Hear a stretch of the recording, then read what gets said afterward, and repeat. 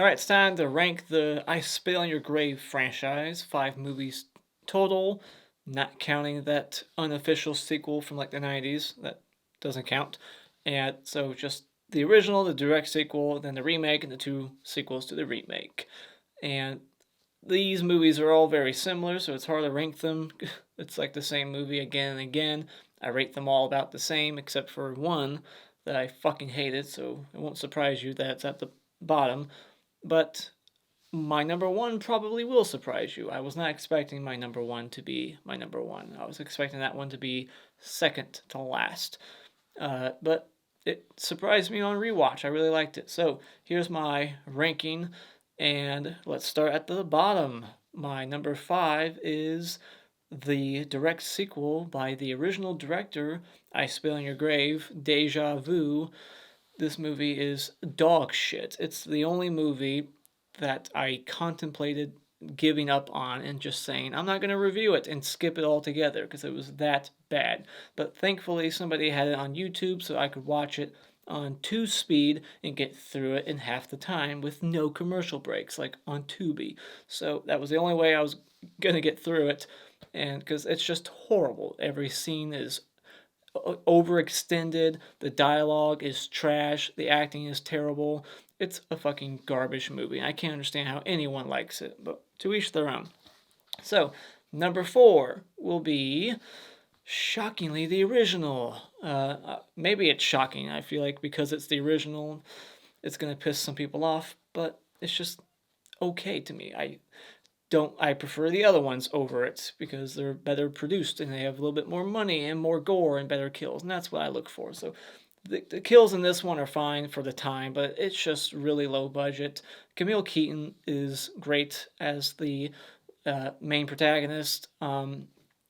She's better than some of the actresses to come, but she doesn't really save this movie. It's just way low budget. The acting from the antagonists aren't that great. It's so unbelievable, some of the things that she does in this movie. The sound design's pretty poor. There's hardly a soundtrack. It's really gritty and nasty, and that's what it's going for. So it's effective. It does what it wants to, shock and disturb, but it's not the one that I will want to go back to again and again, if any of these. But if I had to go back to one, it wouldn't be this one. It would be one of the other ones that I'm going to talk about. So, I Spit on Your Grave, the original, is my number 4. And, like I said, I rate them all pretty much the same. This one and the next couple I'm going to talk about. So, they're all kind of interchangeable, but I prefer slightly the other ones. So, number 3 is I Spit on Your Grave 2. This one has some of the sickest, most disgusting kills.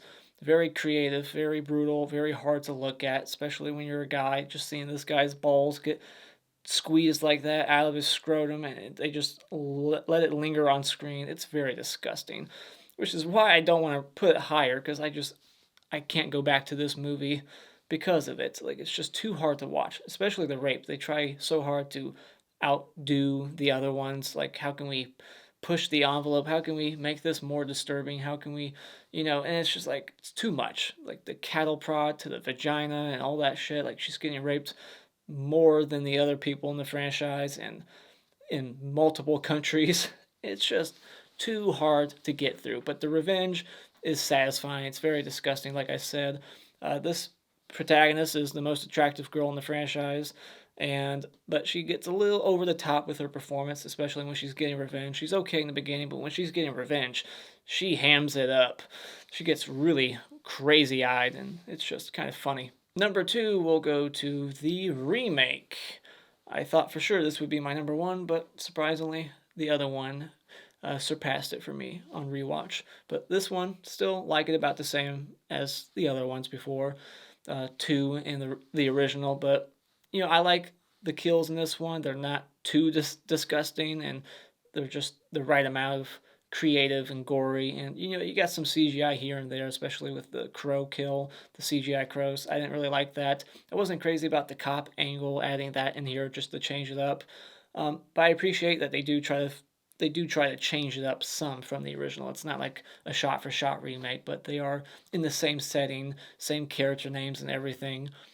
Better acting in this movie from the antagonist, especially. It's better produced. I thought Sarah Butler did a good job in this one. The writing was better than part two. I thought it was more believable. Some of the shit that she was doing, getting away with, how she was, surprising them and getting them caught in like bear traps and stuff. So I like the writing in this one better than some of the other ones. So my number two is the remake. But my number one will go to part three, I Spit on Your Grave 3, Vengeance is Mine.